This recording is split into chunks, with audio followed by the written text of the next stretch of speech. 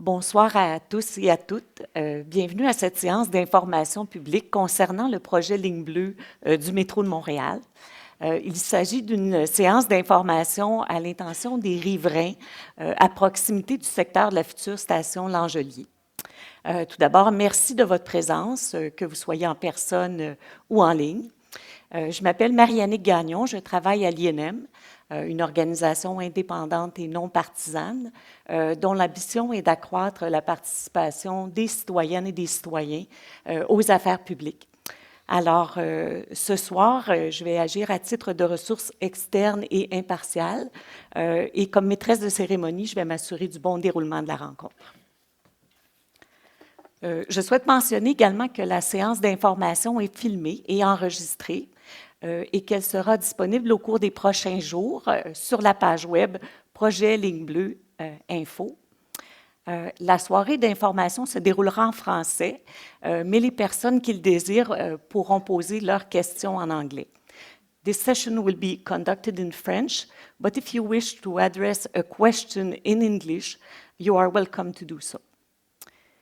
L'objectif de la séance d'information de ce soir est de vous présenter le projet Ligne bleue et plus particulièrement l'implantation de la future station L'Angelier.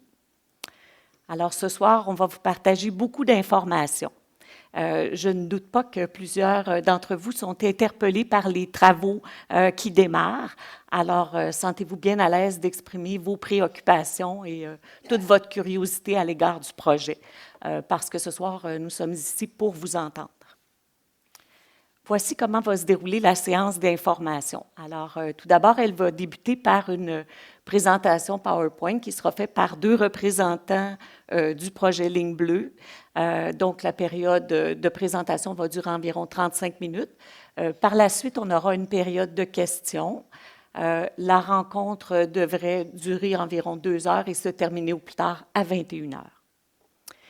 Au cours des derniers jours, il y a plusieurs personnes qui ont transmis leurs questions à l'avance en vue de la rencontre de ce soir. Alors, les gens qui vont faire la présentation ont intégré plusieurs des réponses à leur présentation, mais bien sûr, si vous avez d'autres questions, n'hésitez pas à les poser là, durant la période de questions. Il y a également un document questions et réponses qui est disponible, qui est mis à jour régulièrement sur le site web du projet. Donc, les deux représentants du projet Ligne bleue qui sont ici pour vous présenter le projet ce soir sont M. David Chartier, qui est directeur construction, et Mme Inès Fabienne Caboret, qui est directrice de projet. Nous avons également dans la salle des représentants de l'arrondissement de Saint-Léonard, bonsoir, ainsi que des représentants des services centraux de la Ville de Montréal. Avant de débuter la présentation, j'aimerais vous rappeler quelques règles pour le bon déroulement de la soirée.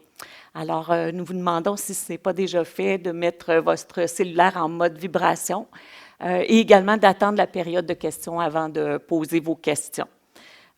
Pour les gens qui sont en ligne sur Teams ce soir, vous pouvez envoyer vos questions par écrit en tout temps en cliquant sur l'icône « Questions et réponses ». Et vos questions seront posées là, lors de la période de questions. La STM a fait le choix d'une séance hybride qui permet d'accueillir plusieurs centaines de participants en ligne.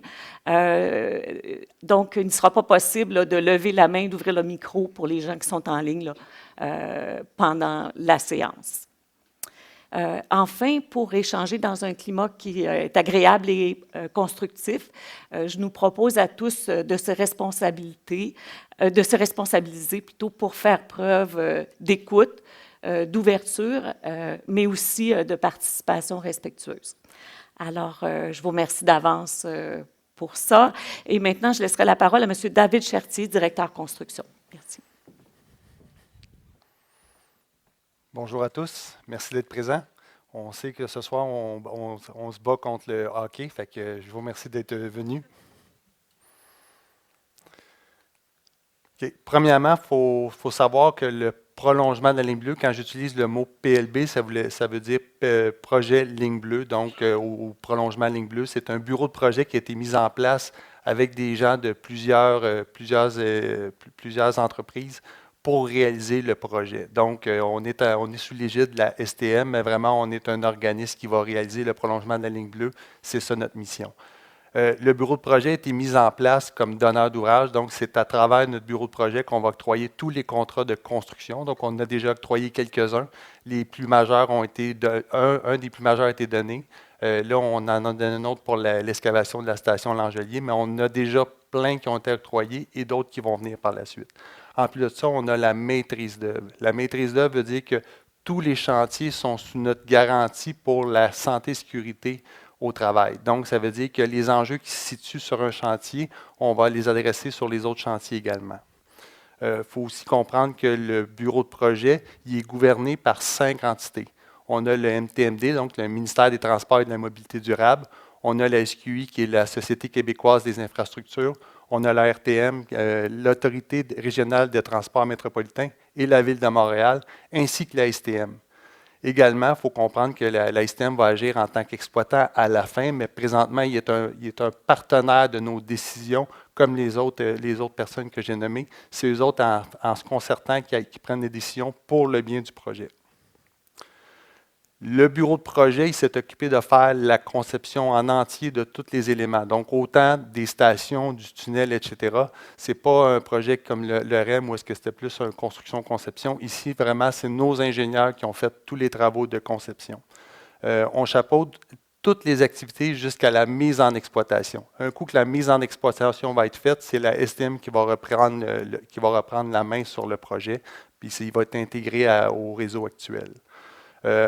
Aussi, on collabore souvent, et on peut dire à tous les jours, avec la STM propriétaire, puisqu'en fin de compte, après ça, c'est elle qui va l'exploiter. Donc, il faut que ça soit quand même, il faut que ça soit à son niveau. Et également, les 2 terminus que tantôt on va vous montrer, qui sont à P9 et à Anjou, qui sont des utilités qui vont appartenir à la RTM. Donc, on va leur remettre à la fin du projet. Le prolongement, ça fait longtemps qu'on l'attend. Souvent, on dit 30 ans. Je pense qu'on est rendu à 40 ans qu'on l'attend. Ça va améliorer de beaucoup la mobilité dans le secteur de l'Est et aussi, ça va venir renforcer l'intermodalité qui a lieu avec le SRB P9 et aussi avec le terminus qu'on va avoir à Anjou. On va aussi venir donner un élan au développement économique dans le secteur, ce qui va amener beaucoup de changements dans le secteur avec l'arrivée du prolongement. Aussi, toutes nos installations sont accessibles universellement, donc autant dans les stations que pour se rendre vers les stations, tout est adapté pour que ça soit accessible. On met aussi un grand emphase pour le prolongement de la ligne bleue à avoir une certification Envision, donc en développement durable. Donc, nos stations, notre design, la façon qu'on va les construire, ça a tout été pensé pour aller chercher le maximum de bénéfices. Le prolongement de la ligne bleue, il va apporter plusieurs avantages, c'est-à-dire à date, les chiffres nous montrent qu'on va déplacer au-dessus de 70 000 personnes par jour sur le tronçon. Et ça, c'est 20 000 personnes juste le matin dans la pointe du matin. C'est 16 000 nouveaux passagers qui étaient dans aucun autre mode de transport qui vont venir à ce mode de transport-là. La distance présentement théorique à partir d'Anjou pour se rendre jusqu'à Saint-Michel, c'est 8 minutes en métro. Ceux qui le font en autobus ou en auto savent comment ça peut prendre de temps des journées. Des fois, on tourne autour de beaucoup plus que ça. Le prolongement, il part à partir de la station Saint-Michel. Donc, nous, on va construire un tunnel à partir de la station Saint-Michel, puis on va se rendre jusqu'à la station Anjou. Donc, on a 5 stations à construire, dont la station L'Angelier, aujourd'hui, qu'on s'en vient vous parler.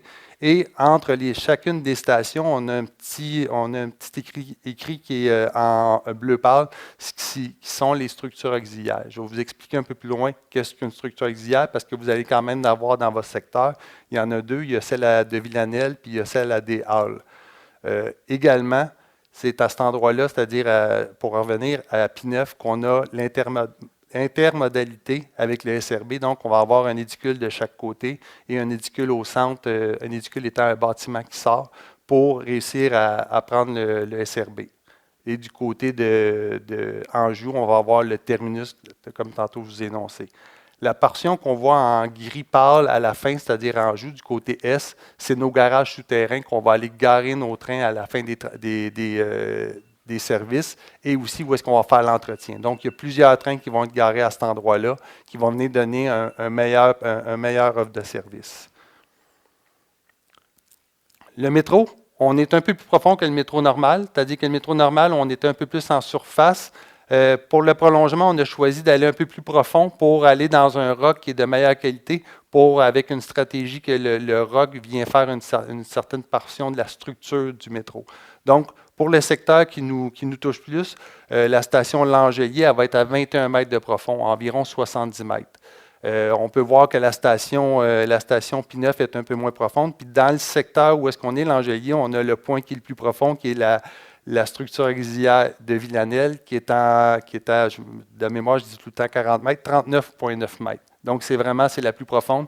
Dans ces secteurs-là, on a quand même quelques défis géotechniques, mais on les connaît déjà. On a fait beaucoup de forages, donc on va être capable d'avancer de la façon qu'on l'avait convenu. Le prolongement, ça l'amène, comme on a montré, des profondeurs entre 17 et 40 mètres de profond. Donc, ça dérangera très, très peu en surface. Les vibrations ne seront pas sensibles à la surface dû à la profondeur où est-ce qu'on va excaver. On a environ 8 km de tunnel à faire, 2 km comme en arrière-gare qui n'est pas commercial, que les citoyens n'iront pas dedans, mais il y a 6 km à partir de Saint-Michel jusqu'à la station Anjou. Comme tantôt j'ai mentionné, on a fait déjà beaucoup de forages. Pourquoi on a fait autant de forages? On en a fait au-dessus d'une centaine. C'est pour s'assurer que quand on donne les contrats, puis quand on va de l'avant, on n'a pas de surprises. Parce que les surprises font en sorte souvent qu'on est obligé d'arrêter, de revoir le design, etc. Mais là, on est allé chercher vraiment le plus d'informations sur notre sous-sol qui va faire en sorte qu'on lance et on ne devrait pas arrêter. On va excaver 2,4 millions de tonnes de roc. La plupart du roc va sortir à la station P9, puisque c'est le tunnelier qui va l'excaver. Et à la station L'Angelier, il va y avoir exclusivement le roc qui vient de la station en tant que telle. Donc, tout ce qui est des tunnels de chaque côté va être sorti à la station P9, mais ce qui est vraiment à la station L'Angelier va sortir de ce point-là. À terme, on devrait avoir environ 2000 travailleurs qui vont être sur les chantiers. Encore là, ce n'est pas un chantier, c'est environ 15 sites différents qu'on va avoir. Donc, différents sites, donc avec la plupart, nos entrepreneurs déjà qui sont à pied d'œuvre, ils sont allés chercher à travers des stationnements privés ou à même le chantier, des stationnements pour le travailleur. Donc, on ne devrait pas avoir de débordement sur les rues autour là, pour essayer de garder quand même une vie active. Sur le terrain, on est déjà actif depuis plusieurs années. On a fait des travaux à Lacordaire, on a fait des travaux à Villot, on a fait des travaux l'année passée à L'Angelier pour déplacer les RTU, le réseau technique urbain, donc égouts, aqueducs, des conduits de gaz, Bell, Hydro, ces choses-là qu'on a déjà déplacées. Pourquoi on les a déplacés d'avance? C'était stratégique, c'était pour le moins possible. À partir du moment où est-ce qu'on va commencer à creuser la station, avoir des impacts sur les rues environnantes. Donc, notre but, c'était vraiment d'aller jouer déjà sur la rue L'Angelier pour faire en sorte que quand on va vraiment faire nos travaux sur Jean Talon, on ne sera plus sur la rue L'Angelier.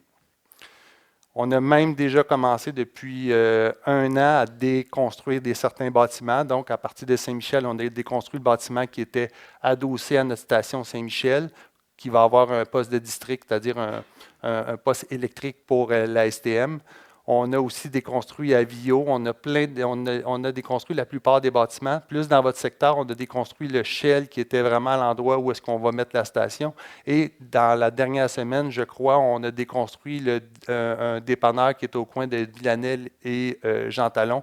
On vient de finir les travaux. Donc, la plupart des bâtiments sont déconstruits qui vont faire place à nos travaux d'excavation. Tantôt, je parlais du poste de district à Saint-Michel. Il va ressembler au poste de district qui a lieu à Lionel-Groux. Et les structures auxiliaires que je parlais tantôt, les bâtiments techniques entre deux stations, vont ressembler un peu aux bâtiments qu'on a déjà ailleurs à la STM. Pour faire à quoi servent les bâtiments auxiliaires, ici, on a le tunnel de métro et on a une grande galerie pour venir ici faire l'extraction. Donc, la ventilation de nos tunnels est faite à travers le bâtiment auxiliaire et aussi ce bâtiment-là ici, ça sert de corridor d'évacuation pour les trains lorsqu'il y a des évacuations entre deux stations. C'est très, très, très rare. Mais même, je peux vous dire, c'est une fois aux 2-3 ans, mais ça va nous aider à avoir une meilleure sécurité. Les entraves. C'est certain qu'on arrive avec des projets qui sont majeurs. On arrive aussi avec des stations qui se retrouvent dans un milieu bâti, densément bâti. Donc, on est allé avec une stratégie. Il faut intervenir sur la rue Jean-Talon, puisque notre métro va se retrouver tout le long sous la rue Jean-Talon. On a déjà fait l'entrave ici à P9. Elle est déjà en place, donc une entrave complète, mais sur environ 100 mètres. Et à la fin octobre, on va venir faire la même chose pour le Vio, c'est-à-dire à l'extérieur de l'intersection Vio, mais sur Jean-Talon. Pour la station L'Angelier, Inès va pouvoir vous donner plus de détails sur l'entrave qui va venir. Dans les années qui vont venir, on va venir à un moment donné à être complètement mobilisé. Donc, on va avoir la même entrave qui va se retrouver du côté de la Cordaire et on va avoir une entrave plutôt en 2026 qui va se retrouver à l'ouest de la station P9. Pour le secteur Anjou, puisqu'on est la plupart du temps sur des terrains privés, on n'a pas d'entrave majeure sur des grandes routes. Ça va être plus des routes, des rues résidentielles où est-ce qu'il va y avoir certaines entraves. On a quand même, en mettant des entraves sur la rue Jean-Talon, nos autobus, c'était une ligne, la 141, qui était une des plus utilisées, sinon la plus utilisée à Montréal. Donc, notre choix a été de faire une voie réservée sur la rue Bélanger pour donner le même service qu'on donnait avant nos entraves. Donc, on pourra vous en donner plus de renseignements, mais la voie réservée, notre but, c'est de la mettre en fonction à la fin du mois. C'est des travaux majeurs. Encore là, ça fait les travaux de cette envergure-là, ça fait longtemps qu'on n'a pas eu de cette envergure-là. Une bonne portion de nos tunnels vont être faits par un tunnelier. Donc, ça va être la première fois pour l'ASTM d'utiliser un tunnelier pour faire ces tunnels. Le REM l'a fait pour le secteur qui se rendait à l'aéroport. Nous, on a 6 km à faire avec un tunnelier. Notre tunnelier va avoir environ 10 mètres de diamètre. Et on va le lancer à partir de la station P9 et il va se rendre jusqu'à la station Anjou. Encore là, le principe d'un tunnelier, c'est qu'il amène son matériel vers l'arrière. Pourquoi tantôt j'expliquais qu'il allait sortir à la station P9. C'est profond, le tunnelier, c'est électrique, donc il n'y a pas de bruit relié à ça, hormis les moteurs électriques qui sont à l'intérieur. Et on a aussi d'autres équipements qui peuvent être comme une naveuse. C'est un équipement lourd avec une tête rotative à l'avant qui vient gruger le roc. Donc, pour certains tunnels, ils vont être faits avec ces éléments-là et les stations aussi. On va aussi utiliser d'autres méthodes qui est le microdynamitage et qui est aussi des excavations mécaniques. Encore là, on s'est donné certains moyens pour réaliser les travaux dans des délais les plus courts possibles. On est allé chercher quand même des dérogations pour être capable de faire des travaux 24 heures sur 24, 7 jours sur 7, sur certains travaux. Mais encore là, on va être capable de les monitorer, puis on a quand même des limites à ne pas dépasser, ou est-ce que tantôt Inès va pouvoir vous expliquer plus par rapport à votre secteur. Le tunnelier va être lancé juste en 2026, mais d'ici là, il y a plein de travaux qui s'en viennent à partir de la station P9 jusque dans votre secteur. On a vraiment des outils qui vont venir paramétrer et qui vont venir enregistrer toutes les données qui peuvent être du bruit, de la vibration, de la poussière, etc., pour être capable d'être le plus transparent possible. Le tunnelier, le principe d'un tunnelier, il y a une roue de coupe à l'avant, c'est-à-dire une roue qui tourne, et le matériel qui est grugé par l'avant est sorti par des convoyeurs. Puis les convoyeurs, plus que le tunnelier avance, plus que les convoyeurs sont allongés pour toujours emmener le matériel vers la station P9. C'est-à-dire, à cet endroit-là, il va y avoir une extraction qui va être faite à cet endroit-là, chargée dans des camions, puis le matériel s'en va à la carrière Saint-Michel, qui est tout près. Donc, il va y avoir très peu de camionnage. En même temps, on escave du matériel. Il y a des véhicules à l'intérieur du tunnel qui vont ramener des pièces de béton. On appelle ça des voussoirs. C'est des pièces de béton préfabriquées qui vont venir faire l'anneau qui fait le tunnel et il avance au fur et à mesure comme ça. Le tunnelier va avancer environ avec une moyenne journalière d'environ 12 mètres par jour. Des journées en fait moins, des journées en fait plus, mais c'est pas mal ça la fréquence. Pour moi, ça fait le tour. Je vais laisser Inès après ça continuer avec la portion vraiment qui touche l'angelier, puis je vais être à vous pour les questions.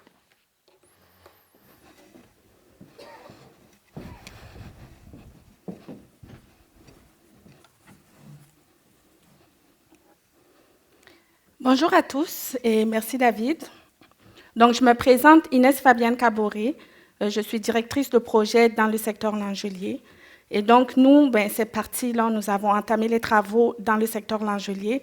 Donc, aujourd'hui, ce que je vais vous présenter, c'est l'emprise de chantier dans le secteur Langelier, mais aussi, je vais vous présenter les mesures de mitigation que nous mettons en place pour nous assurer que le chantier va bien et que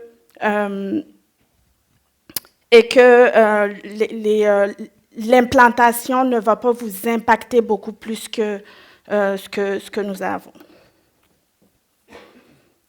Donc, pour ce qui est du chantier à Langelier, le chantier à Langelier est situé dans le cadran sud-est de l'intersection Jean Talon et Langelier. Donc, comme vous pouvez le voir là, en assuré orange, depuis le 30 septembre, on est installé dans cette région-là.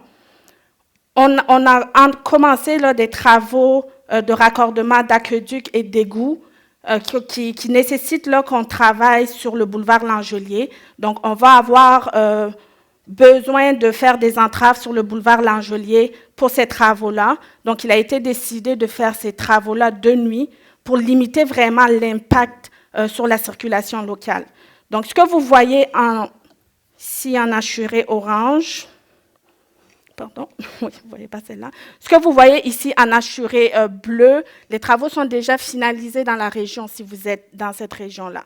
Par contre, à l'est ici de Jean Talon et Langelier, nous allons faire des travaux dans la partie assurée mauve et ces travaux-là vont nécessiter une entrave sur Langelier, direction nord et sur une voie là, direction sud de Langelier. Mais je vous rassure, ces entraves-là vont se faire seulement de nuit et on va avoir là, aussi là, la circulation, l'intersection de Jean Talon Langelier qui va être libre pour la circulation et pour le flux circulatoire des automobiles. Pour ce qui est des piétons, on va rediriger les piétons du côté ouest de Langelier. Donc, comme vous pouvez le voir également, les piétons vont pouvoir circuler, là, il n'y aura pas d'entrave nécessairement, et tous les commerces autour du chantier vont être accessibles. Les riverains vont pouvoir aussi accéder là, au commerce sur toute la région, dans tout le secteur. Donc ça, c'est pour ce qui concerne la zone de chantier temporaire, pour ce qui concerne les travaux temporaires. Par contre, cette zone de chantier-là va évoluer parce qu'on commence par ces travaux temporaires de raccordement-là, mais la zone de chantier va évoluer pour épouser là, une version finale de zone de chantier. Ce que vous voyez en assuré orange ici, c'est la future zone de chantier qu'on va avoir à partir de la fin octobre. Donc, à partir de la fin octobre, on va devoir faire une entrave, comme vous pouvez le voir sur Jean Talon. Ça va être une entrave totale. Et on va devoir aussi là, couper quelques arbres dans la région pour vraiment venir nous implanter de façon définitive dans la région, et ce, pour plusieurs années. On a ce que vous pouvez voir ici en orange. Voyons. On a ce que vous pouvez voir ici en orange, notre future zone d'excavation. Donc, c'est à cet endroit-là qu'on va venir faire le trou vertical pour rejoindre le tunnelier, pour rejoindre en fait le trou fait par le tunnelier pour que le métro passe. Donc, on va venir faire notre excavation à cet endroit-là, et c'est aussi à cet endroit-là qu'on va avoir l'érection de la station un peu plus tard. Donc, on est vraiment là pour plusieurs années. Qu'est-ce que ça implique pour le flux circulatoire automobile? Mais À partir de Jean Talon, on va devoir là, effectivement détourner le flux circulatoire automobile pour emprunter l'Angelier. Et sur l'Angelier, direction nord, on va avoir une voie qui va être entravée là, de façon totale pour implanter notre chantier. Par contre, l'Angelier direction sud ne sera pas du tout impacté. Donc, la circulation va vraiment pouvoir se faire sur l'Angelier et également sur Jean Talon. Et comme vous pouvez le voir aussi, on ne touche vraiment pas à l'intersection. L'intersection ici est encore libre pour la circulation. Qu'est-ce qui va se passer autour de nos chantiers pour les piétons? Donc, autour de nos chantiers pour les piétons, on va maintenir un accès en tout temps. Sur Jean Talon, les piétons vont pouvoir emprunter un passage piéton sécuritaire en direction est-ouest. Et sur l'Angelier, on va simplement rediriger, là, comme je disais, sur le côté ouest.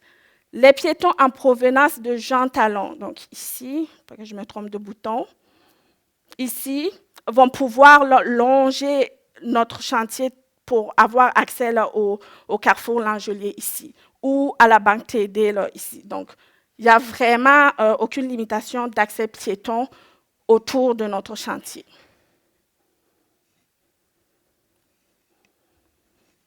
Qu'est-ce qui arrive avec le camionnage? Avec nos travaux d'excavation, ça va générer beaucoup de résidus à transporter. Donc, pour les camionnages, on essaie on utilise les axes principaux. On essaie de limiter vraiment l'impact là, sur la circulation locale. Donc, les camions vont emprunter les axes principaux. En provenance de Jean Talon, ils vont pouvoir accéder à la station, entrer et sortir à partir de Jean Talon. Puis, en provenance là, de Beaubien, ils vont pouvoir reprendre l'Angelier dans la direction nord ici et continuer dans la direction nord pour aller reprendre la 40, la métropolitaine est et ouest par la suite.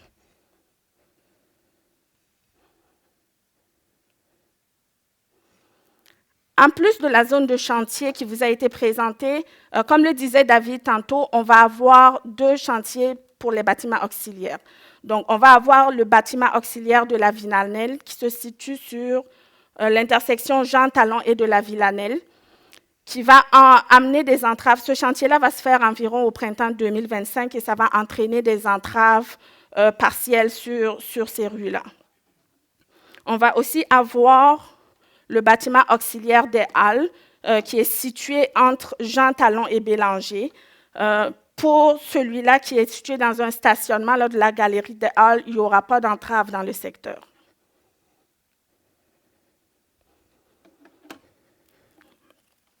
Maintenant, notre but là, vraiment ici, c'est de s'assurer que malgré l'implantation de notre chantier, on maintient et on assure une bonne gestion de la mobilité tout autour de nos chantiers. Donc, qu'est-ce qu'on vient chercher? On s'assure là, que les accès au commerce sont valides en tout temps. Donc, on met une signalétique autour de nos chantiers vers les commerces. Vous allez pouvoir savoir que les commerces sont ouverts et vers quel commerce là, vous dirigez. On s'assure aussi d'avoir une collaboration avec les services municipaux et à travers cette collaboration-là, on s'assure qu'on adapte la signalisation autour de nos chantiers, qu'on a une coordination là, des détours entre nos chantiers et aussi qu'on va avoir une bonne collaboration avec les autres donneurs d'ouvrages dans le secteur. Comme je le disais tantôt, pour ce qui est des camionnages, on s'assure aussi là, qu'on a une optimisation des routes de camionnage et qu'on limite là, les impacts et qu'on assure surtout la sécurité des riverains autour de nos chantiers. Parlant de sécurité, la sécurité est vraiment au cœur de nos préoccupations. Donc, on veut que vous circuliez de façon sécuritaire aux abords du chantier. Pour cela, et au besoin, on va mettre en place une surveillance policière de façon ponctuelle.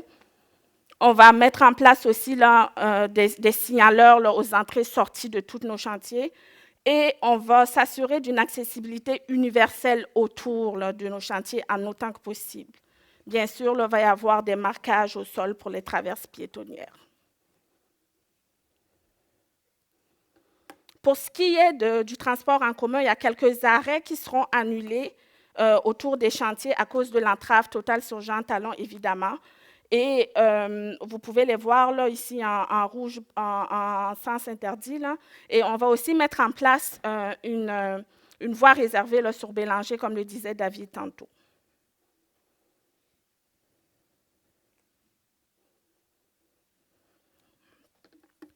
Donc, un chantier de construction, on est conscient que ça génère des nuisances. Nous, notre intention première est de réduire les nuisances à la source. Donc, si je prends l'exemple du bruit, on va s'assurer du respect de la réglementation municipale sur le bruit. Ça veut dire qu'on a des seuils de bruit qui vont être à respecter et nos entrepreneurs qui travaillent dans nos chantiers vont respecter ces seuils-là. On va aussi mettre en place des murs anti-bruit. Les murs anti-bruit vont être là pour encabaner le bruit dans nos chantiers et nous assurer de garder le bruit à l'intérieur du chantier, pour que ça ne dérange pas les riverains. On va aussi mettre en place des alarmes de recul à bruit blanc. Qu'est-ce que c'est, les alarmes de recul à bruit blanc? Ce sont des alarmes qui vont pouvoir être perceptibles par ceux qui sont à proximité des camions, mais qui ne seront pas perceptibles, par exemple, pour les riverains autour. Donc, le bip, bip, bip incessant qu'on entend, là, on va pouvoir là, atténuer ce bruit-là. Aussi, on s'assure de vous informer là, sur les mesures de bruit et poussière, et vous pouvez trouver l'information sur notre interface web. Pour tout ce qui est poussière, on s'assure là, dans nos chantiers, pendant les travaux, de capter vraiment la poussière à la source pour les travaux qui génèrent beaucoup de poussière. Mais à plus grande échelle et au besoin, on va mettre en place là, des toiles anti-poussière. On va arroser par camion-citerne là, si le besoin se fait sentir. Puis, pour ce qui est du nettoyage là, au bord de nos chantiers, on va s'assurer que les abords du chantier sont constamment nettoyés parce qu'on ne veut pas que la poussière s'accumule aux abords du chantier.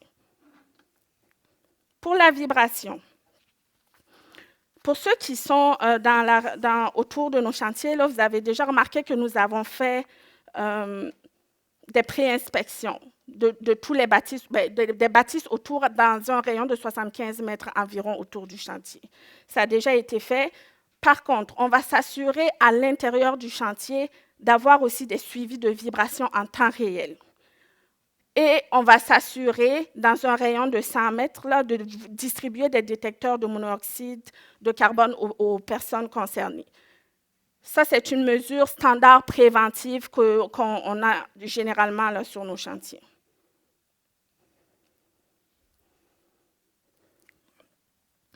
Donc, là, on vient de vous présenter en gros là, l'implantation du chantier puis l'impact de l'implantation sur votre secteur. Mais c'est quoi les prochaines étapes? Qu'est-ce qu'on vient faire après nos travaux d'excavation? Le projet de la ligne bleue va durer plusieurs années. On a commencé par des travaux d'excavation, donc on va venir faire le trou vertical.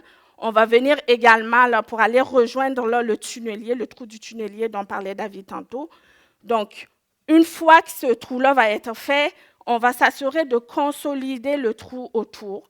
Puis, on va faire de la construction d'infrastructures à l'intérieur via des travaux de structure, des travaux de mécanique, des travaux de tout genre pour ériger nos stations. Une fois que les stations vont être érigées, on va s'assurer de faire rentrer des équipements majeurs à l'intérieur. Donc, tous les équipements dont on a besoin pour faire fonctionner le métro vont être rentrés, donc des équipements via l'électronique, les équipements de voie, par exemple, pour les rails du métro, tout va être rentré. Puis, une fois que tout ça est fait, on va s'assurer que le tout est fonctionnel et que nos installations sont sécuritaires pour les usagers. Donc, qu'est-ce qu'on va faire? On va faire une marche à blanc qu'on appelle. Et cette marche à blanc-là, c'est de tester tous les équipements, de s'assurer que tout est fonctionnel, que tout est sécuritaire pour les usagers. Et ça, c'est plusieurs années. Donc, toutes les étapes dont je vous parle, juste les excavations, c'est sur plusieurs années. Puis, et toutes ces étapes-là suivent. Donc, c'est ça qui explique que notre mise en exploitation va se faire là, probablement en 2031. Pour les dévoilements à venir, on a plusieurs dévoilements qui sont à venir et plusieurs autres activités qui vont être à venir. On a les noms des stations là, qui vont être dévoilés bientôt. On a un comité de toponymie qui s'occupe de ces noms de stations-là. On va aussi avoir à baptiser le tunnelier quand il va arriver. Et on va avoir besoin de vous là, pour baptiser justement ce tunnelier-là. C'est commun dans le domaine de la construction là, de baptiser les gros équipements qu'on utilise. On va aussi avoir, quand on va finir tous les concepts architecturaux, le dévoilement des concepts architecturaux de chacune des stations, puis vous le savez, hein, comme toutes les stations existantes, chacune des stations va être différente, donc on va avoir ce dévoilement-là à faire. Puis évidemment, chacune des stations va avoir aussi son œuvre d'art, un peu comme dans toutes les stations existantes. Donc, les œuvres d'art vont être aussi là, dévoilées au moment opportun. Les esquisses des œuvres d'art vont être dévoilées au moment opportun. Donc, qu'est-ce qu'on vise? Nous, on vise un projet ancré dans la communauté. C'est quoi pour nous un projet ancré dans la communauté? C'est un projet qui se fait en collaboration avec vous. Et pour ça, on a besoin de vous entendre. On veut vous entendre. On veut pouvoir communiquer en amont les jalons importants du projet, où est-ce qu'on est rendu. On veut établir un lien de proximité avec vous, faire preuve de transparence dans la gestion de nos chantiers, vraiment se montrer à l'écoute de vos préoccupations. Donc, on va s'assurer là, de coordonner en permanence nos actions avec les services municipaux, avec la ville-centre, avec l'arrondissement pour agir de manière cohérente et concertée.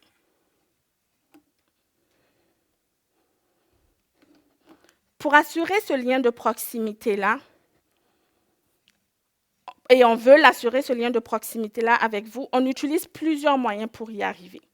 Donc, on a tout d'abord les équipes d'agents de liaison. C'est quoi les équipes d'agents de liaison? C'est un groupe d'individus qui se trouvent sur le terrain et qui rapportent vos préoccupations pour tous ceux qui sont autour du chantier, qui va rapporter vos préoccupations à nos équipes de direction de projet. Donc, c'est bien important, là, quand vous avez des préoccupations, de faire appel à eux, puis tantôt, je vais vous montrer comment. Ensuite, on va mettre en place des séances d'information comme celles que nous sommes en train de faire aujourd'hui, donc on va probablement se revoir. On va s'assurer aussi, on met en place aussi un comité de bon voisinage, puis j'en profite parce que pour le secteur Langelier, on a un comité de bon, on est en train de recruter là, pour le comité de bon voisinage. Donc, si ça vous tente de participer, c'est important pour nous parce que ce comité-là nous permet d'aller recueillir vos préoccupations, de réfléchir les solutions avec vous et vraiment là, d'y aller de façon collaborative avec vous. Par la suite, il y a la participation aux fêtes citoyennes. Souvent, on va avoir un stand d'information. Puis, pour certains événements où on a besoin de faire une intervention occasionnelle sur le terrain, on va avoir là, une communication personnalisée avec vous. Puis, dans ce cas-là, là, si vous êtes concerné, on va se rendre jusqu'à vous.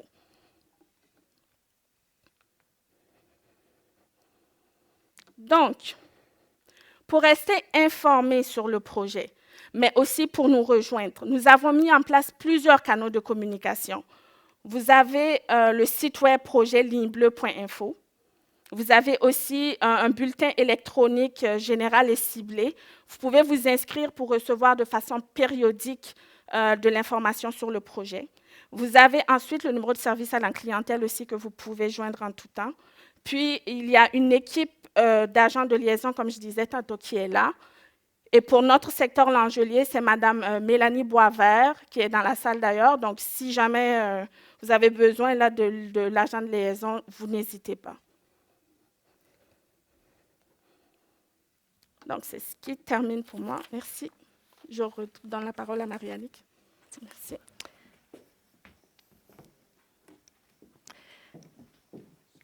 Merci beaucoup pour cette présentation fort intéressante. Nous allons maintenant entamer la période de questions sur le secteur Langelier. Alors, voici quelques consignes pour la période de questions. Alors, pour les personnes dans la salle, nous vous invitons à vous rendre au micro pour poser vos questions. On va vous demander de vous nommer dans un premier temps. Ensuite, de poser votre question. Vous pouvez également poser une sous-question. Et si vous avez une autre question, on va vous demander de refaire la ligne là, pour laisser la chance au plus grand nombre possible de personnes de s'exprimer. On va privilégier les questions en lien avec le projet. Parfois, par contre, vous avez peut-être des questions qui vont s'adresser aux partenaires de la STM ou du projet Ligne Bleue. Alors, les questions leur seront adressées et on fera un suivi avec vous. Si vous avez des préoccupations personnelles qui touchent, par exemple, votre résidence ou votre commerce, nous vous invitons à vous rendre à la table d'accueil après la rencontre et à laisser vos coordonnées. On va vous rejoindre individuellement là, pour répondre aux enjeux que vous vivez. Pour les personnes en ligne, comme mentionné tout à l'heure, vous pouvez poser vos questions en cliquant sur l'icône questions et réponses. Et si une même question est envoyée à plusieurs reprises, nous allons la poser une seule fois pour pouvoir couvrir l'ensemble des sujets. Alors, nous allons alterner en commençant par 2 questions dans la salle et puis ensuite, nous allons aller en ligne et nous allons continuer comme ça, là, dépendamment de la fréquence là, des demandes de questions. Alors, je vous invite, si vous avez une question, à aller au micro, à vous présenter dans un premier temps. OK, ça marche. OK. Mon nom, c'est Denis Taillefer. Moi, ce qui m'intrigue concernant le tunnelier, c'est que vous avez dit tantôt que tous les débris vont sortir par la station P9. Mais là, quand ça va être rendu en joue, là, il va y avoir 6 km de convoyeurs. Oui. Ah oui. Et il y a des tunnels dans le monde qui ont plus long de convoyeurs que ça. Donc, c'était stratégique de le faire de cette façon-là. Ah, je suis étonné. Puis c'est les camions qui vont emporter les blocs de béton. Les voussoirs, OK. Oui. Les voussoirs, c'est-à-dire les blocs de béton, en fin de compte, eux autres sont emmenés par camion. Ils vont être préfabriqués ailleurs au Québec. Ils vont être emmenés jusque sur le site P9. P9 vont être descendus dans l'excavation avec un pont roulant. Et il y a des véhicules spéciaux dans le tunnel qui vont faire la navette. C'est un véhicule spécial qui peut mettre les voussoirs dessus ou d'autres éléments pour les emmener d'un lieu à l'autre. En bout de ligne, ils vont faire 6 km dans le tunnel. Jusqu'à terme, ils vont faire 6 km dans le tunnel, effectivement. Oui. Parce que le tunnel sous la Manche, il y avait le tunnelier, mais la façon que ça faisait, le matériau sortait, puis tu avais la machine là, qui sortait, puis il installait la voûte au fur et à mesure. Même chose. OK. Même chose, mais on n'est pas sous l'eau.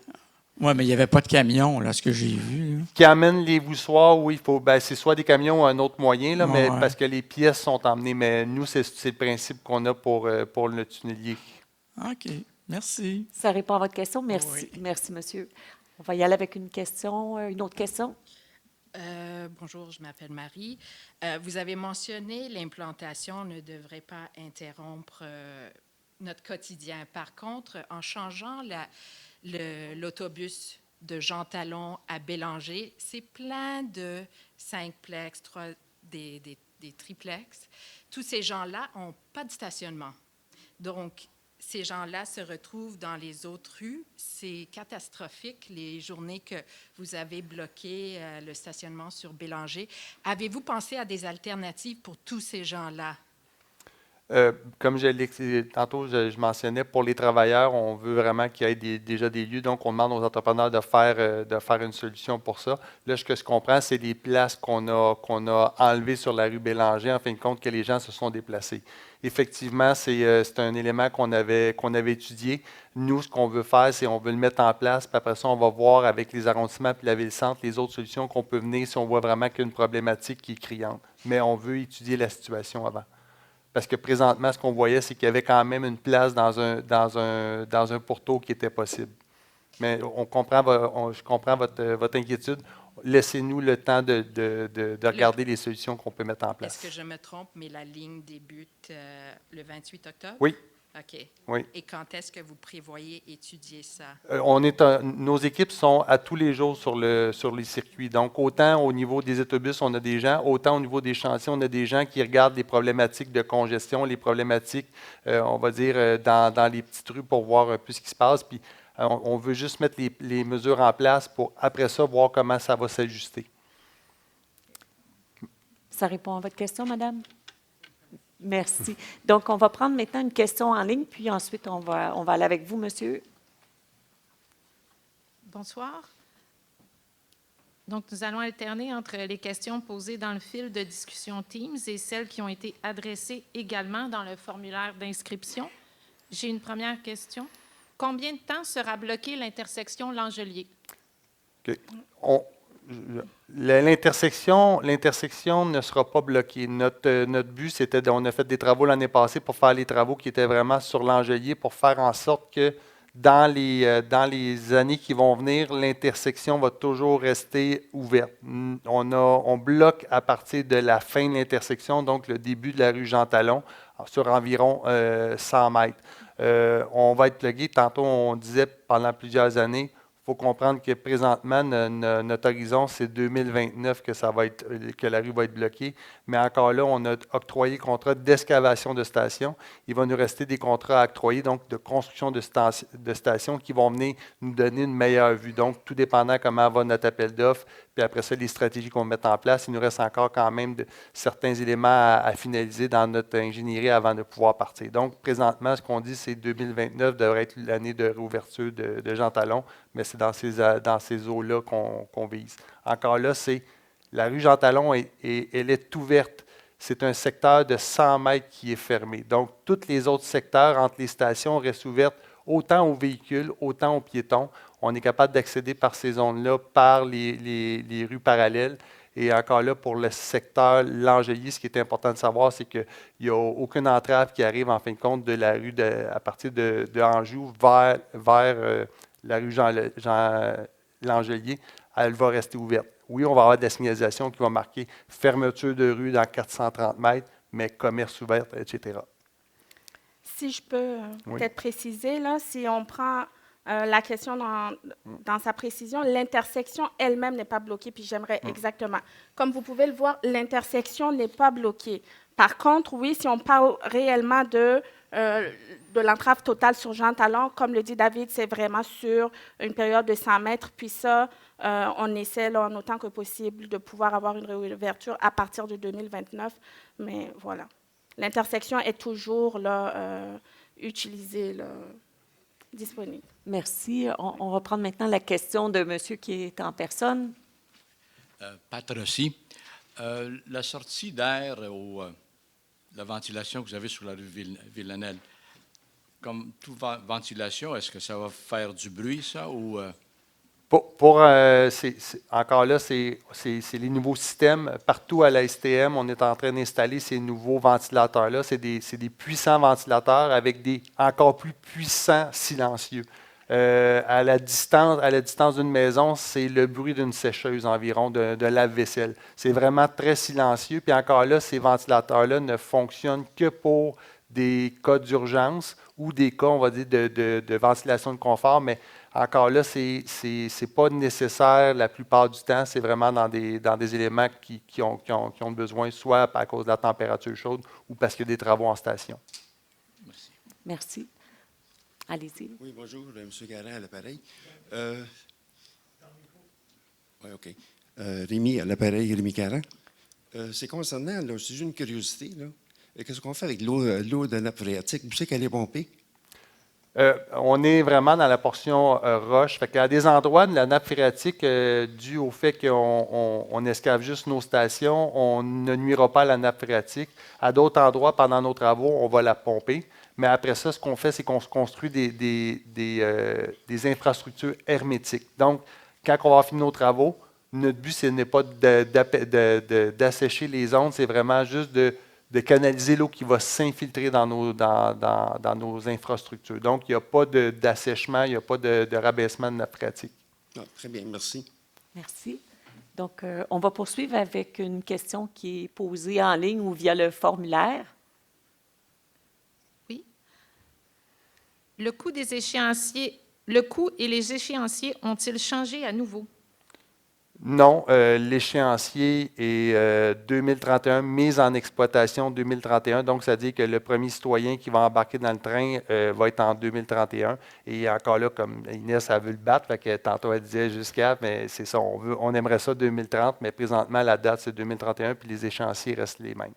Pas les échéanciers, les budgets restent les mêmes. Merci. On va prendre maintenant des questions en personne. Bonsoir, mon nom c'est Franco. Ma question, c'est les travaux qu'ils vont faire durant la nuit. Est-ce que ça va-tu ennuyer le monde qui reste en entour de là? Les travaux pendant la nuit, là, si on peut revenir peut-être... Je te laisse, vas-y. Si on peut revenir un peu en arrière.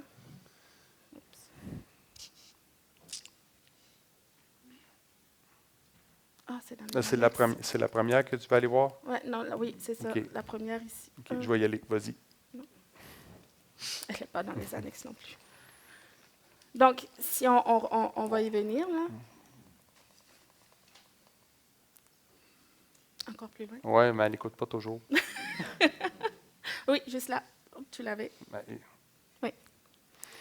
Donc, les travaux sur l'Angelier, là, dans la zone hachurée bleue, comme vous voyez, au sud de l'intersection, on a déjà fini les travaux là. Les entraves de nuit sont déjà faites, c'est finalisé. Par contre, dans la zone en mauve, au nord de l'intersection là, que vous voyez, cette zone-là, on va commencer les travaux à partir de la nuit du 15 octobre. On va avoir une entrave sur l'Angelier direction nord et il va y avoir une voie de l'Angelier direction sud qui va être entravée aussi. Mais je vous rassure, ces entraves-là, c'est vraiment fait uniquement durant la nuit et d'ici la fin octobre, là, on ne sera plus dans cette zone-là. Ça va vraiment être la version finale là, de l'emprise du chantier qui va se mettre en place. Parce que le problème que vous avez vu, là, je pense 2 semaines passées, quand ils ont fait le travaux, là, oui. J'ai resté deux nuits sans coucher à cause de le bruit qu'eux autres faisaient. Je n'étais pas capable de dormir. Personne n'était capable de dormir chez nous. Mais, parce que moi, je reste au coin là-bas. Là. C'est ça le problème. La maison, je n'étais pas capable de coucher pantoute. Jusqu'à 4 heures le matin, je m'ai couché. C'est ça, je veux savoir si ça va être encore de même, parce que si vous autres, vous faites du bruit de même durant la nuit, je te dis que le monde dans l'entour là-bas, ça va crier. Regarde, moi, là, je suis ici pour moi, mais les autres ne sont pas là. Mais si ça continue à faire du bruit de même, là, il va y avoir du monde qui vont t'appeler et ils vont crier, parce que, regarde, tout le monde sait qu'il faut qu'il aille travailler. D'abord, il faut qu'ils dorment. Mais si eux autres, ils font le bruit qu'ils ont fait là, On comprend que vous avez une préoccupation importante pour la question du bruit. Est-ce qu'on a une réponse? Oui, bien, je peux en rajouter un peu. À partir du moment où est-ce qu'on va installer nos enceintes au complet, c'est-à-dire tantôt ce que vous avez vu, on va mettre des murs anti-bruit qui vont venir aider. On met des sonomètres pour faire en sorte de venir, en fin de compte, monitorer le bruit qui est peut-être trop haut. Là, présentement, les nuits que vous parlez, on avait des gens qui étaient là pour le son, puis les bruits semblaient conformes. Peut-être que c'était des bruits vraiment ponctuels qu'on n'a pas pu prendre, mais on va être à l'écoute de ces éléments-là. Puis ça, c'est le genre d'éléments qu'il faut ramener vers nous quand vous sentez qu'il y a un élément qui dépasse. Puis ma deuxième affaire, ça va être, sais-tu combien de trafic il va y avoir là? Pardon? Le trafic qu'il va y avoir en entour de Duménil et l'Angelier, parce que le monde là-bas, là, ils vont tous faire des affaires pour raccourcir leurs affaires. Chez nous, là, ça va être comme un boulevard. Okay. Ça va me prendre 15 minutes pour me rendre chez nous. Ça me prend déjà des fois 10 minutes pour me rendre, parce qu'il y a beaucoup de monde qui prend la raccourci de Duménil pour aller sur l'Angelier. Oui, mais je peux vous assurer que cette entrave-là, elle va être faite de nuit et les travaux de nuit se font à partir de 21 heures. Donc, normalement, vraiment pour limiter l'impact sur la circulation dans cette zone-là, on a décidé justement de faire les travaux de nuit pour ne pas, justement, que vous mettiez beaucoup de temps à rentrer chez vous. Et comme le disait David aussi, pour ce qui est du bruit, on a sur place, là, on prend les seuils de bruit en ce moment, puis on est en train de consolider aussi là, notre chantier là, avec des murs anti-bruit en ce moment. Donc, le bruit va juste aller en diminuant parce que les murs anti-bruit vont être consolidés là, dans les prochains jours. Parce que qu'est-ce qui va arriver, là, c'est les camionneurs, ils ne vont pas prendre le chemin que vous dites de prendre. Les autres, ils vont tout faire tout alentour pour le faire. Je sais parce que moi, là, ça fait 40 ans que je suis là, puis je sais qu'est-ce qui se passe là. monsieur, juste pour vous dire, les chemins de camionnage qu'on vous a montrés, on les a contractualisés. Donc, ça dit les camions qui travaillent pour nos travaux sont obligés de prendre ces chemins de camionnage. Ça, j'ai rien Puis, contre ça. encore là, je tiens à le préciser, on a des patrouilles qui vont venir, en fin de compte, regarder ce que vous nous dites, qu'il va y avoir un raccourci ou des gens qui vont passer par des petites rues. On est en contact autant avec l'arrondissement que la ville-centre, puis notre but, c'est on veut mettre en place des mesures d'atténuation pour faire en sorte que le trafic ou les gens qui font du transit n'aillent pas dans les rues secondaires. Ben, tu vas les avoir, crée-moi. voulais- Excuse-moi, gars, moi, je parle par expérience parce que je les ai vus tellement de fois. Puis probablement, ça ne va pas être vos camions qui vont faire ça. Ça va être les camions des autres, des livreurs. Crée-moi, des 18 roues qui tournent là-bas, des camionneurs, en place de prendre l'Angelier, Bélanger pour aller faire leur livraison, ils prennent l'Angelier du Ménil jusqu'à Bélanger. C'est ça l'affaire. Parce que ça vient qu'il y a un paquet de monde qui passe par là. Ben, merci, monsieur, pour votre intervention. On l'a bien noté. Je pense J'espère, gars, parce que... Puis, si vous avez des enjeux personnels par rapport au bruit dans votre demeure, ben, on vous invite à aller à la table d'accueil puis à donner vos coordonnées. On va s'assurer que Je te remercie beaucoup parce que ça puisse comme moi se j'ai dit, régler. c'était 2 nuits que je n'ai pas dormi à cause du bruit. Mais ça, c'était à cause des travaux qu'ils faisaient. Là, c'est pas pire, là, ils font pas, là, mais c'est juste pour ça. Si vous voulez laisser vos coordonnées à la table d'accueil à la sortie, là, on va pouvoir vous contacter pour s'assurer que le bruit est raisonnable. Là. Ah, pas juste pour moi, pour le monde. Vous êtes directement concerné. Merci. Merci beaucoup. André Boisvert, aussi, c'est relié aux zones de chantier, mais c'est le chantier permanent, en fin de compte. Là. Pouvez-vous remettre la slide du... Celle-là? Celle-là, oui. Oui, du côté, pas son bord à lui, mais du bord d'Anjou, en fin de compte. Les camions, les autos vont splitter comme un virage par les stationnements du Canadian Tire puis du Walmart. À partir de la rue Des Halles, on a déjà des panneaux qui annoncent circulation locale, commerce ouvert, mais rue fermée à 430 mètres. Donc, notre but à partir des Halles, c'est déjà de faire en sorte que les autos qui sont en transit aillent dans les deux directions. Ça rue Bélanger. C'est à rue Bélanger, mais notre but, c'est qu'on ne veut pas que les stationnements, autant des deux commerces qu'on voit ici, servent de lieu de transit. Fait que Mais ça, est-ce qu'ils vont pouvoir rentrer dans les stationnements ou Oui. c'est juste les piétons qui peuvent Non, rentrer? ils peuvent rentrer. Les deux stationnements, en fin de compte, du Canadian Tire puis du centre Langelier, du Carrefour Langelier, vont rester accessibles à partir de la rue Langelier. Donc, on peut voir sur l'image, là, à partir de ce moment-là, les deux stationnements restent accessibles aux véhicules. Donc, ils peuvent servir de transit aussi. C'est le but à un certain moment qu'on va adresser si on voit qu'il y a des ratoureux qui font ça.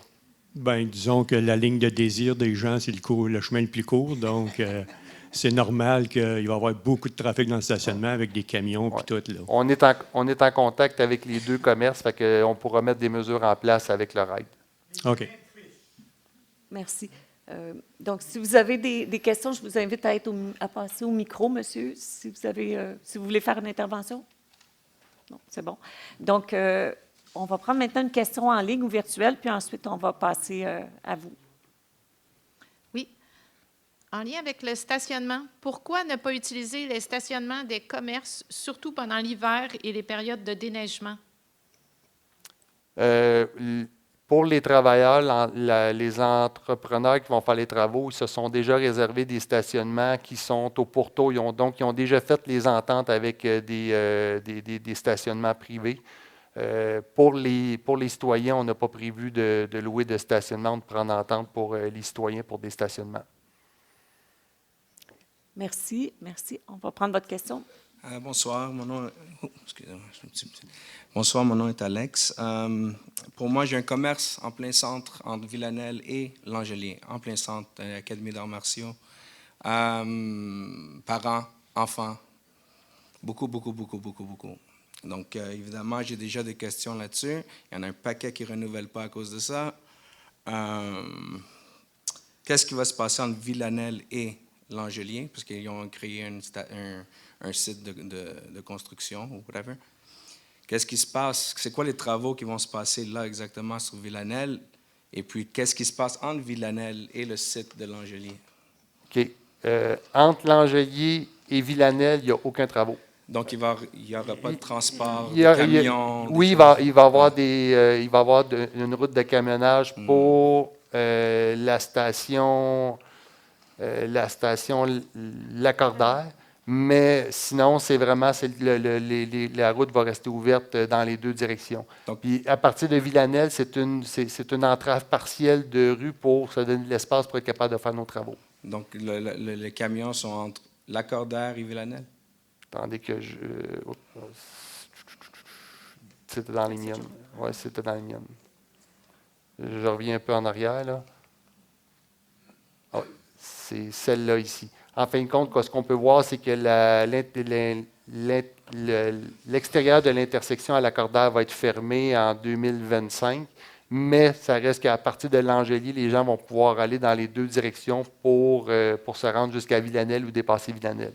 Et Villanelle, ça va être partiellement ouvert. Partiellement, quand je parle partiellement ouvert, là, on va retrancher une portion de la voie, c'est tout, là.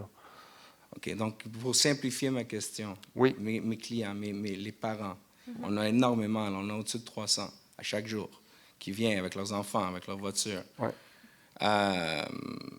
Est-ce qu'ils vont être capables de faire ça encore Oui. sans problème? Oui, ils vont être Évidemment, encore. il va y avoir plus de trafic autour, mais Il va quand même avoir moins de trafic de transit qui passait déjà sur Jean Talon, puisque maintenant, vu qu'elle va être fermée à Lacordaire, ceux qui vont y aller, c'est vraiment ceux qui ont besoin d'y être pour aller au commerce, etc. Donc, ça va donner quand même, ça va donner la possibilité d'aller à votre commerce sans trop d'embûches.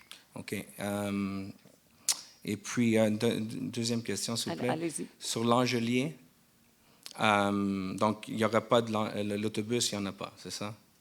Il y a un autobus qui reste sur Langelier. Oui. Elle reste présente. Les arrêts sont un peu déplacés. OK, mais est-ce qu'on peut voir? Parce que les clients, encore une fois, j'en ai qui arrivent en autobus. J'ai des employés qui arrivent en autobus. Donc, est-ce qu'ils vont devoir marcher de Bélanger jusqu'à Jean Talon en hiver? En réalité, si avant ça, ils étaient sur la 141, effectivement, et sur Bélanger. Après ça, de Bélanger, ils peuvent soit prendre l'autobus qui est sur Langelier pour revenir jusqu'à l'intersection Langelier. Vous pouvez voir les barres rouges, c'est les arrêts qui sont annulés, mais les ronds qui restent visibles, c'est les arrêts qui restent. Donc, il y a restent en place. possibilité de se rendre assez près. Oui. OK, Oui. OK. C'est parfait, c'est tout. Merci beaucoup. Merci, monsieur. On va y aller avec une question en ligne. Puis ensuite, on ira avec vous, monsieur, pas de problème. Oui. À quel endroit sera l'agent de liaison du secteur Langelier afin que nous puissions lui poser des questions au cours du projet? Oui. Pour le secteur Langelier, c'est Mme Mélanie Boisvert, puis vous pouvez la contacter. Là, il y a un courriel, je ne sais pas si on peut revenir à la slide des canaux de communication, mais il y a un courriel disponible. Donc, vous avez juste à envoyer votre courriel à cette adresse-là, puis elle va vous contacter avec vos coordonnées. Mais à un certain moment, pas demain matin, mais notre but, c'est de mettre vraiment un lieu physique. Donc, nous, notre but, c'est d'aller installer un agent de liaison à l'ancien Pharmaprix, donc au coin Lacordaire, Jean Talon, avec des heures vraiment précises où est-ce que la personne va être là. Mais en plus de ça, la personne, elle se promène vraiment, elle fait beaucoup le tour des enjeux, donc des commerces, etc., et des résidents autour. Merci. Donc, il y a deux personnes qui souhaitaient prendre la parole. Donc, allez-y. Oui, mon nom est Denis Taillefer. Moi, la ligne bleue, je l'ai pris quand même assez souvent. Puis une chose que je constate, c'est que c'est des rames de 6 wagons. Pensez-vous passer à 9 quand ça va être fini? C'est prévu passer à 9. En fin de compte, on construit les futures stations avec des quais à 9 voitures, comme les quais des stations déjà existantes sur la ligne bleue. Et on va l'opérer avec des voitures à 9 wagons. On s'en va aussi avec on change le contrôle de train, donc pour aller vers un contrôle de train nouvelle génération. Donc, on va aussi mettre des wagons, 9 wagons, surtout qu'avec l'avènement des stations, ça va amener une population supplémentaire. Parce qu'il y a des stations, on dirait, qui sont conçues juste pour 6. La station qui est comme conçue pour 6 présentement, c'est Saint-Michel, parce qu'on a vu qu'on n'utilisait pas à 9 wagons, on a construit des locaux sur les quais. Dans un projet qui s'en vient dans les prochaines années, on va venir nettoyer les quais pour revenir avec des quais vraiment à 9 wagons. Le restant des stations, d'habitude, c'est comme un genre de portique sur le quai qui le raccourcit pour les trincos qu'on appelle. Mais c'est à l'ouverture du prolongement, on va être rendu avec des rames à 9 wagons, donc les rames longs comme ces autres lignes. OK, merci. Merci. Dernière question concernant le stationnement. Un citoyen m'a envoyé une question. La question est la suivante. Vous avez pris des mesures... Peut-être vous approcher pour Oui, qu'on vous vous entende avez bien. pris des mesures pour les travailleurs, mais pendant que vous avez fait les lignes et bloqué la rue Bélanger, ça a été catastrophique dans la section entre Lacordaire et l'Angelier. À qui on devrait s'adresser au niveau de la ville si vous n'êtes pas les bonnes personnes? On est les bonnes personnes. Puis ça, c'est important. Là, le premier canal où est-ce qu'il faut que vous veniez, c'est vers notre agent de liaison, vers nous. Nous, après ça, on fait le lien avec les arrondissements et la ville-centre pour, quand on voit que l'enjeu est global, on regarde avec eux les solutions qui peuvent être mises en place. Mais encore là, on est le bon porteur parce qu'en plus de ça, on est sur le terrain qui voit les problématiques. Et je tiens à préciser, quand on dit qu'on a pris des mesures pour les travailleurs, c'est qu'on a, dans nos contrats, on a demandé à l'entrepreneur de prendre des mesures. Donc, c'est vraiment à travers les contrats qu'ils se cassent la tête à des endroits. Ils sont allés louer des stationnements beaucoup plus loin, puis ils étaient prêts à mettre en place une navette pour transporter leurs travailleurs. Mais les citoyennes qui payent les taxes, on est pénalisés. J'en suis conscient. Ça aurait été difficile après ça de trouver un moyen de mettre un stationnement, etc. C'est pour ça que présentement, ce n'est pas une solution. Merci. Allons-y avec une question en ligne ou venant du formulaire. Oui. Comment va-t-on pouvoir circuler sur Jean Talon pour se rendre aux épiceries Maxi et Super C en partant de l'ouest de l'Angelier? En partant de l'ouest de l'Angelier OK. Attends une minute. Oui. Ah non, je vais aller dans cette direction-là. Ça aurait été plus simple, je crois, dans cette direction-là. Non, c'est l'autre que tu vas voir, c'est les entraves. Hein? Oui.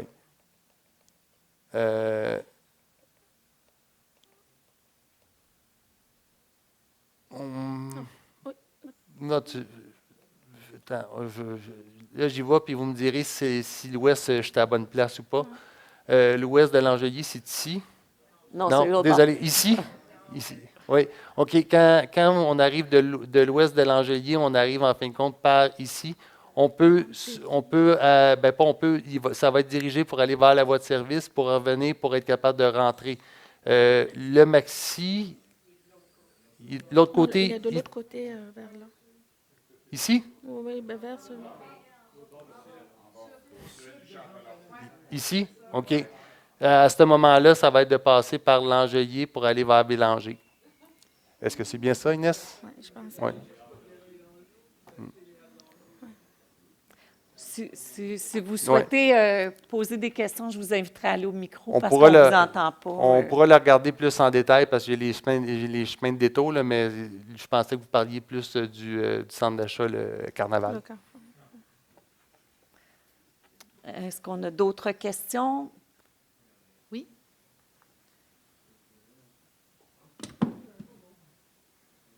J'ai une question en ligne. Est-ce que ce sont des artistes de Saint-Léonard qui vont soumettre leurs œuvres? L'artiste pour la station L'Angelier a déjà été choisi à travers un processus. Donc, l'artiste qui va faire l'œuvre d'art est déjà choisi. Puis, c'est Marc Séguin pour la station L'Angelier, qui est un artiste quand même assez connu. Mais ça reste que pour les artistes locaux, il y a déjà des processus qui sont faits par rapport à la revitalisation de la rue Jean Talon, où est-ce qu'il y a peut-être de quoi qui pourrait être intégré. Donc. Merci. Monsieur? Oui, donc pour revenir encore entre Villanelle et l'Angelier, monsieur, tantôt, il avait mentionné comme quoi, justement, chez eux, il y a beaucoup de monde qui passe à travers cette rue pour couper à travers le trafic. Mes clients, c'est sûr qu'ils vont falloir qu'ils passent par Villanelle, tu sais, ils ne vivent pas tous nécessairement là. Donc, le client qui va couper dans la petite rue, à un moment donné, quand le Lacordaire va être fermé, l'Angelier est fermé, tout fermé dans le fond. Est-ce qu'il va être arrêté pour vous dire que tu n'as pas le droit de passer dans les petites rues? Donc, c'est la seule façon de rentrer entre les entraves. Ça va être par Villanelle, ça va être par, je me rappelle pas Les- l'autre rue, mais où est-ce qu'il y a BMO? Les rues qui sont en parallèle, notre but, c'est pas de bloquer. Notre but, c'est de faire en sorte que la circulation de transit n'aille pas dans les petites rues. C'est ça le but, en fin de compte. On veut ramener la circulation de transit sur la rue Bélanger, on va dire sur la voie de service. OK, Mais sinon, mais moi, je suis entre ça. Donc, Oui. ils n'ont pas le choix de Oui, mais passer à un moment donné par quand- ces petites rues-là. quand ils vont arriver par la rue Bélanger, après ça, ils vont pouvoir passer comme par une rue Donc, une parce que transversale tantôt, je pense conférence. que c'était mentionné qu'il va y avoir des mesures en place Oui. pour arrêter le monde qui n'ont pas d'affaires là. Notre but, en fin de compte, quand on dit arrêter, c'est faire en sorte que ça ne devienne pas une alternative en chemin de transit. On prend comme exemple, on va rajouter soit des chicanes étant des endroits où on rétrécit la chaussée, des dos down, ces éléments-là qui vont venir faire en sorte que ça va être moins fun de passer par ces zones-là parce qu'il n'y aura pas de gain de temps. Notre but, c'est que la circulation de transit n'aille pas dans les petites rues. Oui, mais moi, c'est mon avantage. Je veux que ça donne une petite rue, mais, mais ça va être permis. Ils vont pouvoir. Oui, S'ils disent c'est qu'ils ça. s'en vont à cette place-là. Ah, mais ils n'auront même pas besoin de parler à quelqu'un. En fin de compte, comme leur but, c'est de se rendre à votre commerce, ils vont être capables, il n'y a pas de problème. Et le but, c'est que la personne qui veut s'en aller ailleurs complètement, qu'elle commence à promener dans les petites rues, on ne veut pas que ça devienne un avantage. OK. Les petites rues ne vont pas être entravées, là. Faut qu'on Non, soit ça, j'ai clair, là, compris, c'est ça. mais est-ce que c'était plus pour monsieur? Ouais. Comme il disait, lui, il veut pas du trafic extra qui passe chez eux constamment. Mais pour moi, c'est pour rentrer entre Villanelle et là, il y a 3 rues Villanelle, les deux sens. Puis il y en a un autre, je ne me rappelle plus du nom, mais proche de où est-ce que la Plaza BMO, tout ça. Il y a une autre petite rue. C'est sûr qu'il va en avoir un paquet là, qui va rentrer par là. Donc, Je tiens à préciser, quand on va mettre en place comme l'entrave à l'Angelier, puis l'entrave à Vio va arriver à peu près au même moment, après ça, on va regarder comment se comportent les automobilistes et les gens, puis comme ça, on va être capable d'ajuster nos mesures par rapport à ça. Puis si j'ai bien compris, l'intersection d'Angélé n'est pas vraiment fermée. Non. Il va y avoir une circulation pour tourner sur Jean Oui. Talon. Oui. Parce que, OK, Oui. c'est bon. Et une dernière petite question très, très, très rapide. Les heures d'ouvrage, c'est lundi ou vendredi, les fins de semaine, non? Oui. Les travaux? Oui. Les travaux, comme Les heures. on peut travailler jusqu'à 7 jours sur 7, 24 heures sur 24. Encore là, c'est très important de mentionner qu'on a des bruits. Comme la nuit, le bruit permis est beaucoup plus bas que de jour. C'est vraiment avec des mesures. Donc, présentement, la stratégie de ceux qui vont excaver, c'est-à-dire que les travaux vont se faire à peu près juste de jour. Il va peut-être aller sur 6-7 jours, 2 jours, mais le but, c'est vraiment, ils veulent faire le plus de travaux de jour dans la période, parce que c'est la période qui a de moins de restrictions, puis qui sont plus faciles à avoir des travailleurs. À partir du moment qu'on va tomber vraiment en tunnel, donc on va être sous terre, possiblement que les horaires vont être allongés. Quand on dit 24, c'est plus un 20 heures sur 24, mais c'est ça qui est la stratégie. Mais encore là, peu importe les horaires, il y a des niveaux sonores, des niveaux de poussière, puis il y a des niveaux de vibration qui ne peuvent pas dépasser. Parfait. Merci beaucoup. Merci. Bonsoir. Salut, je m'appelle Michel. J'habite proche de Jean Milot et Bélanger. Et il y a à peu près 2 semaines, vous avez fermé Jean Talon pour faire des travaux. Et tout le trafic a passé sur Bélanger. Alors, il y a le trafic de l'Angélie-Bélanger presque jusqu'à Pierre-Gadois. C'est long, là, parce que c'est une voie. Et là, vous avez pris une autre voie pour l'autobus. Est-ce que vous allez implémenter quelque chose pour que le trafic sur Bélanger passe plus rapidement? Parce que moi, j'habite juste là, Jean-Milot-Bélanger, et qu'on a des voitures qui d'une voie de l'Angélie-Bélanger jusqu'à presque des Halles ou Pierre-Gadois tous les jours, parce que là, c'était 2 jours fermés, Jean Talon, puis on avait beaucoup de trafic là. Puis là, ça va être fermé pour 3 ans, et tout le trafic va passer par Bélanger, allant des Halles jusqu'à l'Angelier, parce que les galeries d'Anjou, là, tout le monde passe par là. Est-ce qu'il y a quelque chose pour que le trafic va passer plus rapidement sur Bélanger et on ne va pas être arrêté là pour 15 minutes? Okay. Bien, comme vous dites, on va mettre en place nos mesures. Après ça, on va les regarder. Puis s'il y a des mesures, on va dire, de changement de minutage, de feu de circulation, ils pourront être mises en place. Encore là, c'est nos équipes qui s'occupent de faire ces éléments-là. On va suivre la situation. Vous me parlez de 2 jours de travaux. Jean Talon était fermé pour 2 jours, je pense, ben, il y a quelques semaines. Le secteur P9, l'entrave... Jean Talon, l'Angelier, c'était fermé. Jean Talon, l'Angelier, on a eu des fermetures de nuit comme Inès pensionnait, mais de jour... Il y avait une fermeture pendant oui, le jour. c'est sûrement... il y a eu une fuite d'eau, effectivement, c'est sûrement ça C'était tout qui est venu fermé, impacter. comme vous avez montré. À ce moment-là, l'Angelier est impacté, possiblement que ça a amené une problématique. Encore là, notre but, c'était de faire nos travaux en amont, donc de venir intervenir sur les rues L'Angelier dans les années passées pour faire en sorte que maintenant, ces axes-là seraient ouverts. C'est pas L'Angelier, c'est Bélanger, je parle. OK. Oui, mais... Parce que Bélanger, c'est une voie. C'est et ça, mais tout le trafic va passer par là. possiblement que c'est quand il y a eu des travaux de jour faits sur l'Angelier qui a amené cet enjeu-là. Non, ça va être Jean Talon qui est bloqué. Tout le trafic va passer par Bélanger qui va à l'ouest. Oui. Et c'est là où il y a un petit... C'est comme... Où il y a Parc Félix-Leclerc. Ça va être complètement débordé, là. Quelque chose doit être fait pour passer le trafic plus rapidement. On va le regarder, puis encore là, on va voir comment ça va. Peut-être bien qu'il y a des feux de circulation aménagés ou d'autres mesures à mettre en place. Et L'Angelier va être un voie direction nord dans le jour ou ça va être 2 voies? À un certain moment, il va être une voie. L'Angelier nord va être un voie quand on est proche de Jean Talon? Oui. OK. Merci beaucoup. Merci. Est-ce qu'on a encore des questions en ligne? Oui. Est-ce que l'autobus 141 circulera selon le trajet normal entre le boulevard L'Angelier et le centre commercial Les Galeries d'Anjou? Elle va avoir le même horaire, donc la même fréquence. Le seul élément, c'est que la 141 va être déplacée sur la rue Bélanger. En fin de compte, elle va devenir sur une voie réservée. Donc, la personne peut embarquer sur l'intersection. Et après ça, l'autobus va aller sur la rue des Halles pour reprendre son... attendez. À partir, en fin de compte, d'avoir réservé, va finir à des Halles. Et des Halles, l'autobus à cet endroit-là va revenir sur son circuit normal, c'est-à-dire sur Jean Talon, finir le parcours sur Jean Talon. Merci. On va continuer à prendre des questions en ligne. Oui. Comment les étudiants feront pour prendre le bus de la 141 sur Jean Talon et pour prendre la 32 Nord? L'autobus sur Jean Talon est déplacé sur la rue Bélanger, donc ça va être d'aller sur la rue Bélanger pour prendre l'autobus. Et après ça, l'autobus dans une direction va revenir, comme on peut voir sur l'image, à la hauteur de la 30e pour prendre, je crois, Provencher à cet endroit-là. Attendez, on a notre spécialiste réseau. Oui. Oui, Rebecca. Oui, bien en fait, il va pouvoir prendre la Cordaire puis monter directement vers le nord pour se rendre à son école ou vers le sud. Donc, en fait, c'est les arrêts sur Jean Talon qui vont juste être transférés sur Bélanger. Donc, il n'y aura pas d'enjeu. Merci. C'était une question en ligne. Donc, on va poursuivre. Merci.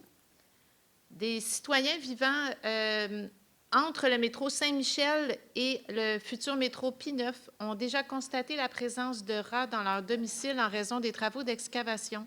Y aura-t-il une aide prévue pour les résidents touchés à proximité des sites d'excavation des futures stations de métro?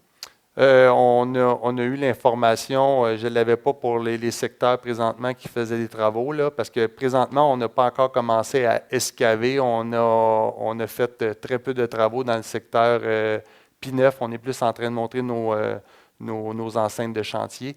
Mais si on voit qu'il y a une recrudescence de vermine, on va nous adresser la situation donc à l'aide d'exterminateurs, mais il faut voir vraiment une recrudescence. Puis on va laisser quand même un certain temps d'étudier la situation. Merci. Allons-y avec une autre question. Est-ce que les noms des stations vont venir des citoyens? Non, il y a un comité de toponymie qui est en charge, donc on devrait avoir, on l'espère dans les prochaines semaines, mois, un résultat, puis ça va être diffusé. Merci. Allons-y avec une autre question. Comment les bâtiments, une fois construits, seront utilisés pour maximiser la participation citoyenne et la cohabitation dans le quartier, surtout en matière d'accessibilité au logement et aux autres offres communautaires? Notre but, c'est premièrement de mettre un transport commun qui va amener quand même un certain bénéfice pour, après ça, faire du développement immobilier par des promoteurs aux alentours. Donc, déjà là, on sait qu'on va amener un certain avantage et nos stations sont prévues être capables d'avoir des reprises de charge. Donc, à moyen terme ou long terme, on veut construire de l'immobilier au-dessus des stations. Donc, nos fondations sont déjà prévues pour plus tard être capable de continuer à faire des bâtiments qui pourraient servir à ces fins. Merci. Are you going to have an access tunnel between the Anjou Metro Station and the Galerie d'Anjou Shopping Mall? Est-ce qu'il y aura un tunnel d'accès entre le métro Anjou et le centre commercial à proximité? Pour l'instant, ce n'est pas dans nos plans. Il faut aussi comprendre qu'il y a beaucoup comme le restant du métro, il y a beaucoup d'entreprises qui ont un lien vers le métro et le lien est toujours fait par le client. Donc, ça dit que si à un certain moment, le Galerie d'Anjou voudrait se raccorder, ça va être à eux de faire la demande et construire. Mais présentement, il n'y a rien de prévu à cet effet. So there's no access tunnel. Merci. Quel genre d'aménagement sera fait pour le terminus Anjou? Le terminus Anjou, on va avoir quand même plusieurs terminus autobus. Donc, c'est quand même un terminus qui va être névralgique. On a plusieurs baies d'arrêt d'autobus et l'accès d'un côté va être avec un dépose-minute, etc. Je n'ai pas d'image à vous présenter, mais on va être capable dans les prochains mois de vous présenter vraiment un rendu qui montre l'intégration. À quelle date aura lieu l'ouverture de la station Anjou? Toutes les stations vont être ouvertes au même moment. Notre stratégie, c'est d'ouvrir toutes les 5 nouvelles stations au même moment, donc en 2031. On ne met pas en place de mode d'une station à la fois, puisqu'il faut que nos trains se rendent jusqu'à la fin et aller à l'aiguillage final et aussi pour le garage qui va être mis en place. Donc, notre but, notre stratégie, c'est d'ouvrir tout au même moment. Merci. Allez-y avec votre question, monsieur. Ça, c'est, je ne sais pas si c'est à vous pour cette question, mais par expérience, quand j'étais étudiant, j'allais à Langelier, au métro Langelier, tu te stationnes dans les rues des maisons, là, tu marches au métro. Justement, Jean Talon, Langelier, qu'est-ce qui va arriver avec ça, avec les stationnements? Parce qu'il va y avoir un paquet de monde qui, c'est sûr, ils vont venir stationner dans nos rues pour aller utiliser les métros. Donc, est-ce que vous avez une idée avec ça?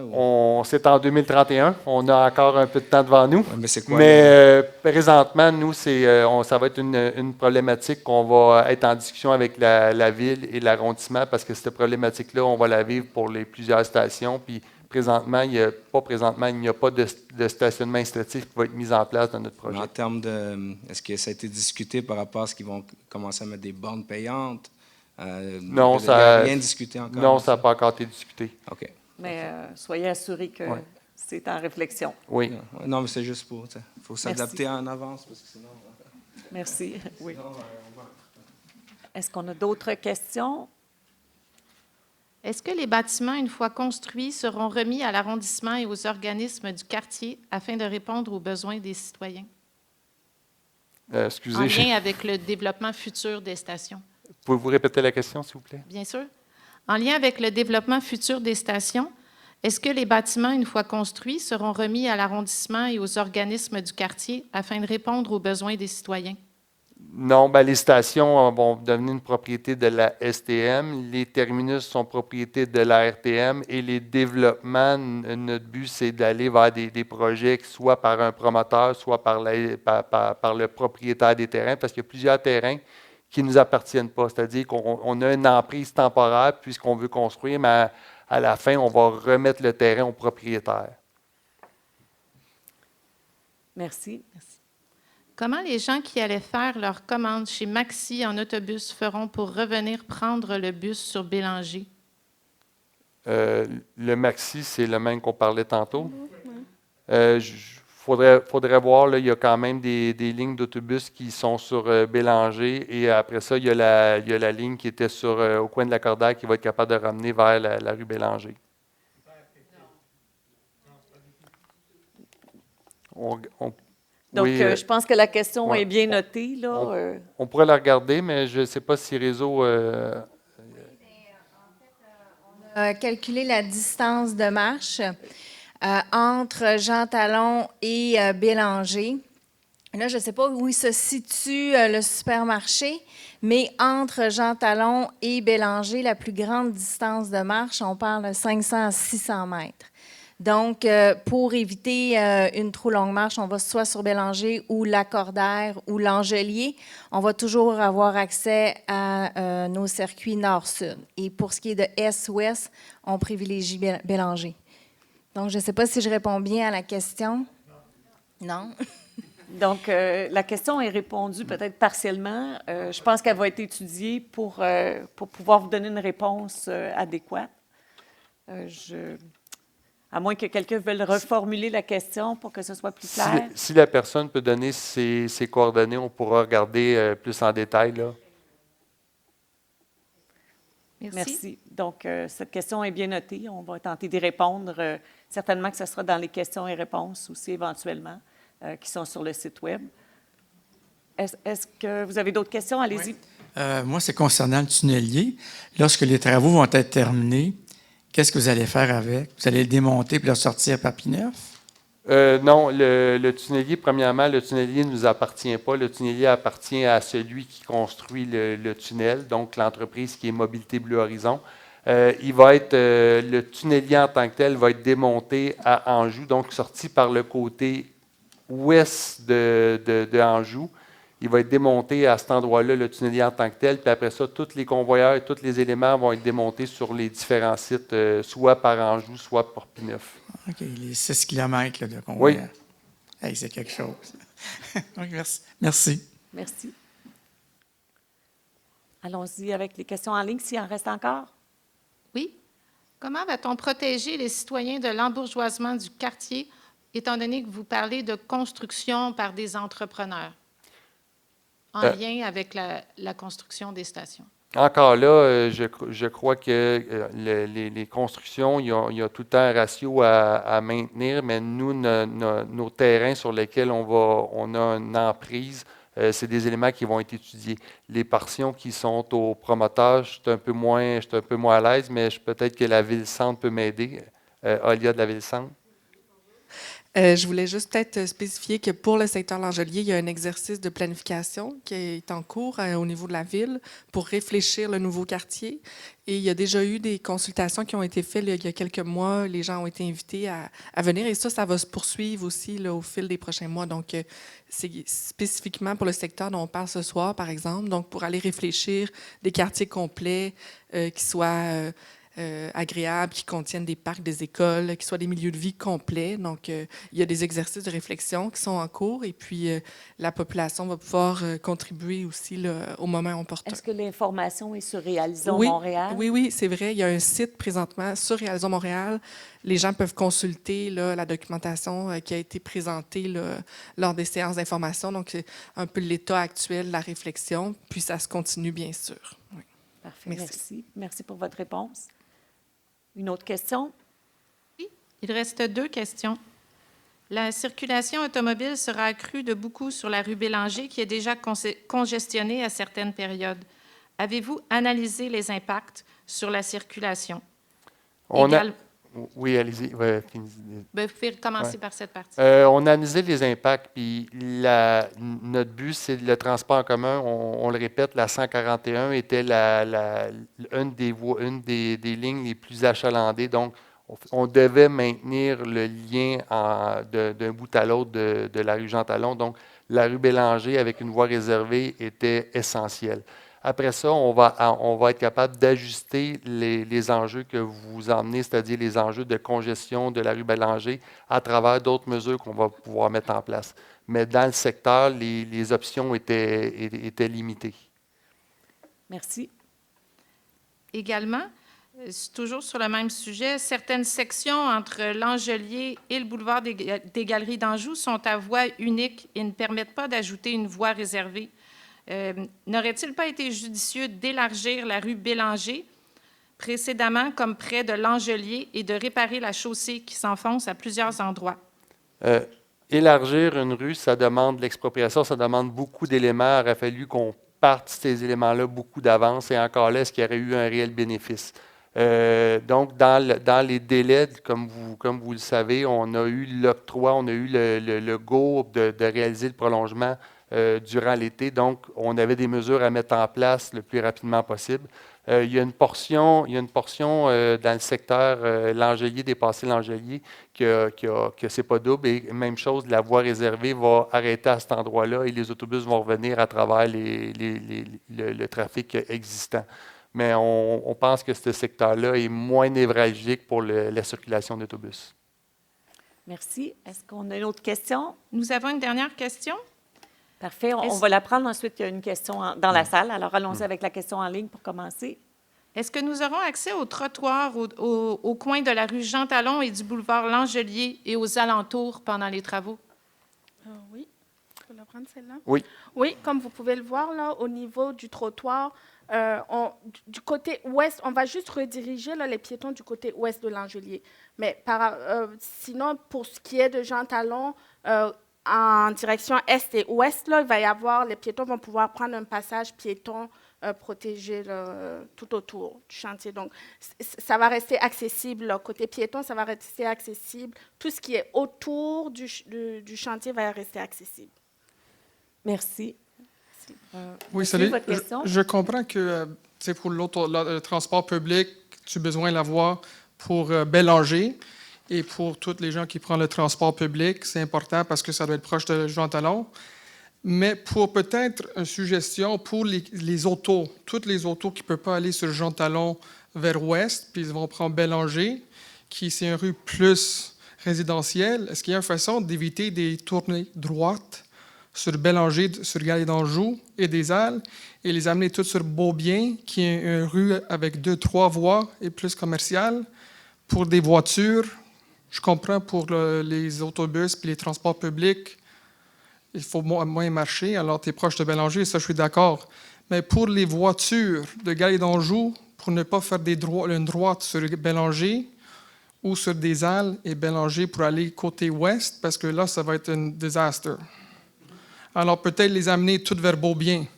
C'est juste une rue à sud, puis Beaubien, c'est 3 voies et c'est commercial. Ouais. À un certain moment, c'est certain que même les automobilistes vont se rendre compte que Bélanger est quand même une congestion, donc eux-mêmes vont descendre plus bas. Je ne pense pas. Mais on pourra regarder aussi la situation puis donner cette alternative-là également, mais je vous dirais qu'il faut commencer à le mettre en place pour voir vraiment c'est quoi les enjeux. Oui, juste peut-être prendre une note. Éviter les droites de Galerie d'Anjou et Bélanger pour aller jusqu'à Beaubien. Parfait. Aller ouest. On en prend note, puis je vais le ramener à mon équipe de circulation. Merci beaucoup. Merci beaucoup pour votre question, pour la réponse aussi. Est-ce qu'il y a d'autres questions dans la salle? Encore moins. La ministre Guilbeault était supposée faire la première pelletée de terre. Ça va s'être remis à quand? On n'a pas la date. Notre but, c'est d'en faire une. On a déjà les pelles, donc on voudrait s'en servir. Puis, à un certain moment, on espère que ça va avoir lieu prochainement. Mais la bonne nouvelle, c'est que la pelletée de terre ne nous empêche pas d'avancer. Okay. On est pleinement mobilisé, puis on va commencer à creuser des trous plus gros qu'avec une pelle. OK. Merci. Merci beaucoup. Alors, s'il n'y a pas d'autres questions, il y a une autre question. Allons-y. Nous avons 2 questions. D'accord. Nous avons une nouvelle question en ligne. On nous demande d'élaborer davantage sur le plan d'action dans l'éventualité de vermine. En réalité, si on voit une recrudescence de la vermine, c'est certain que nous, notre but, c'est on ne veut pas causer des désagréments, donc on va sûrement faire affaire avec des exterminateurs pour s'occuper de la situation. Mais encore là, il faut voir à quel endroit ça se présente, de quelle façon. La plupart, en fin de compte, il n'y aura pas une recrudescence, donc ça ne fera pas en sorte qu'il va en avoir plus, mais elle va être plus visible, ce qu'on a pu comprendre par les excavations qui ont lieu. Les vibrations font en sorte que